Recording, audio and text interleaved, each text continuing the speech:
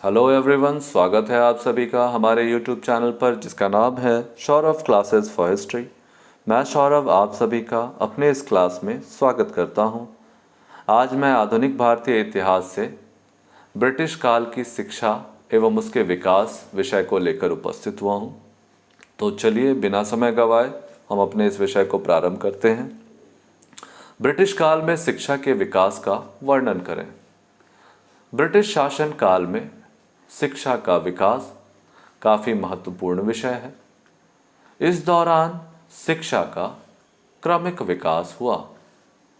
प्रारंभ में शिक्षा प्राच्य विधाओं से प्रेरित रही, लेकिन आगे चलकर अंग्रेजी शिक्षा को अपनाया गया और प्रचारित व प्रसारित किया गया। ब्रिटिश शासन स्थापित होने के पश्चात कंपनी की ओर से प्राच्य विद्या के प्रसार हेतु प्रयास किए गए। 1781 में वॉरेन हेस्टिंग्स ने कलकत्ता मदरसा स्थापित किया, जिसमें फारसी और अरबी के अध्ययन को प्रोत्साहित किया। 1791 में बनारस के डंकन द्वारा एक संस्कृत कॉलेज की नींव रखी गई। इसका उद्देश्य हिंदुओं के धर्म, साहित्य और कानून का अध्ययन एवं प्रसार करना था। इन प्राच्य विधाओं के प्रसार के लिए किए गए कार्य आरंभिक प्रयत्न अधिक सफल नहीं हुए। प्रायः शिक्षक अधिक और विद्यार्थी कम होते थे। ईसाई धर्म प्रचारकों ने इस प्राचीन विद्या प्रणाली को पुनर्जीवित करने की निंदा की और इस बात पर बल दिया कि पाश्चात्य साहित्य और ईसाई मत अंग्रेजी माध्यम द्वारा ही प्रसारित होना चाहिए।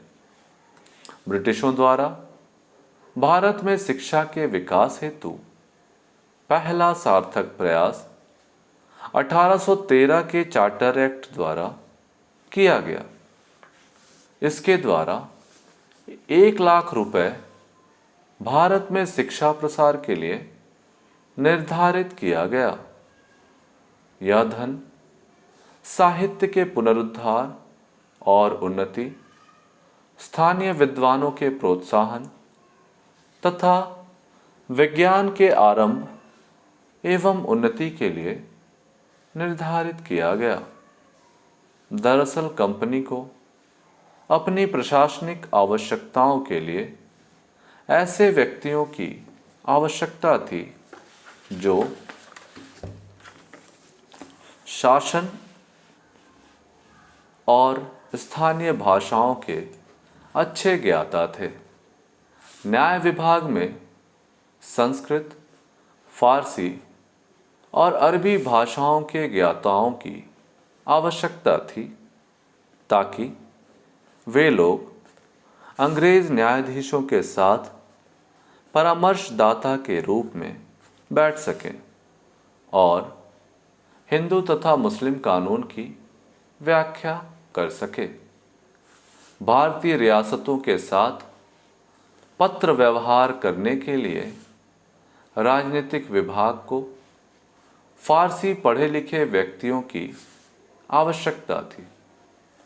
साथ ही भूमि कर विभाग एवं कंपनी के प्रशासनिक पदों पर कार्यरत अंग्रेजों के लिए देशी भाषाओं की जानकारी आवश्यक थी। भारत में अंग्रेजी शिक्षा के प्रबल समर्थक राजा राम मोहन राय थे। इन्होंने वैज्ञानिक शिक्षा के पक्ष का समर्थन करते हुए कहा, यदि सरकार की नीति देश को अंधकार में रखना है तो संस्कृत विद्या पद्धति कायम रखना चाहिए, क्योंकि इसके द्वारा वे व्यवहारिक ज्ञान से दूर रहेंगे। तथा समाज में सक्रिय रूप से भागीदार नहीं बन सकेंगे। लेकिन सरकार का उद्देश्य स्थानीय जनता को उन्नत बनाना है, तो उन्हें उदारवादी ज्ञान युक्त विद्या की पद्धति अपनानी चाहिए, जिसमें गणित, प्राकृतिक दर्शन, रसायन शास्त्र और शरीर रचना इत्यादि सम्मिलित हो। इस प्रकार भारत के प्रबुद्ध वर्ग की चेतना एवं ब्रिटिशों को प्रशासनिक आवश्यकताओं के कारण ब्रिटिशों ने प्राच्य शिक्षा पद्धति के स्थान पर अंग्रेजी शिक्षा पद्धति अपनाई। इस क्रम में लॉर्ड मैकाले ने 1835 में नई शिक्षा नीति प्रारंभ की, जो मैकाले मिनट कहलाया। इसे प्रारंभ करने के पीछे उसका उद्देश्य पुरुषों के ऐसे वर्ग की श्रेणी उत्पन्न करना था जो रंग तथा रक्त से भारतीय हो, परंतु अपनी प्रवृत्ति, विचार, नैतिकता तथा प्रज्ञा का अर्थ ज्ञान होता है, से अंग्रेज हो। आगे चलते हैं। यह मैकाले पद्धति एक क्रमबद्ध प्रयत्न था, जिसके द्वारा अंग्रेजी सरकार ने भारत के उच्च वर्ग को अंग्रेजी माध्यम द्वारा शिक्षित करने का प्रयत्न किया। मैकाले का उद्देश्य जनसाधारण को शिक्षित करना नहीं था। वह स्पष्ट जानता था कि सीमित साधनों से समस्त जनता को शिक्षित करना असंभव है। इसके लिए अंग्रेज़ों ने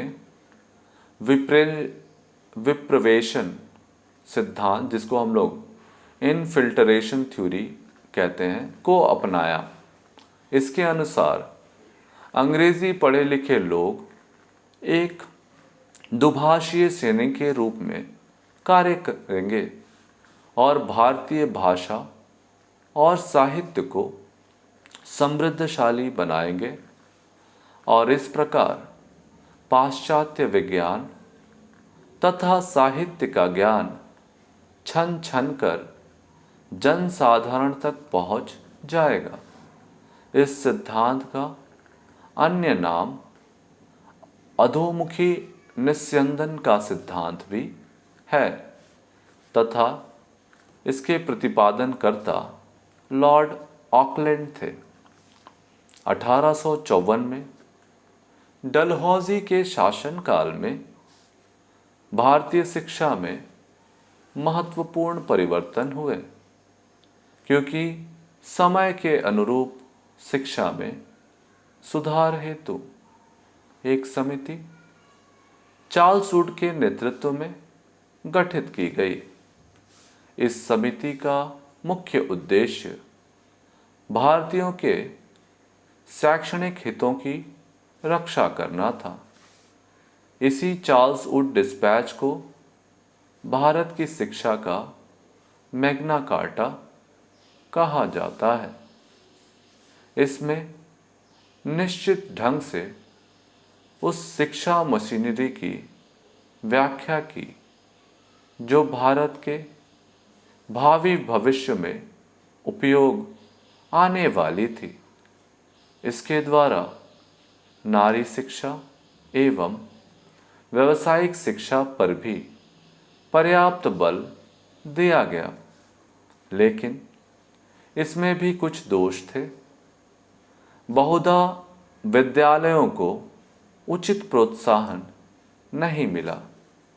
साथ ही साथ शारीरिक एवं धार्मिक शिक्षा पर बल नहीं दिया गया।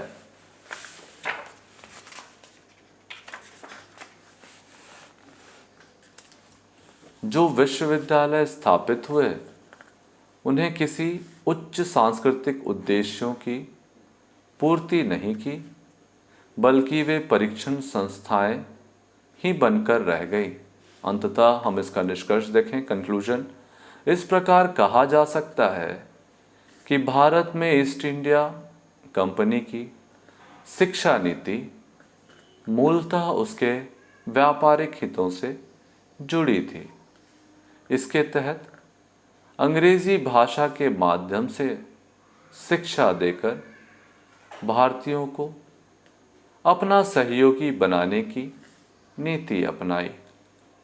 1858 के बाद जब भारत पर ब्रिटिश सरकार का प्रत्यक्ष नियंत्रण स्थापित हो गया तो उक्त पृष्ठभूमि साम्राज्यिक हितों के लिए विशेष सहायक बनी, क्योंकि उसे अनेक ऐसे भारतीय मिल गए जो अंग्रेजी और पाश्चात्य प्रभाव के कारण भारतीय होते हुए भी मन से अंग्रेज हो गए और ब्रिटिश सरकार की हर तरह से सहायता करते थे।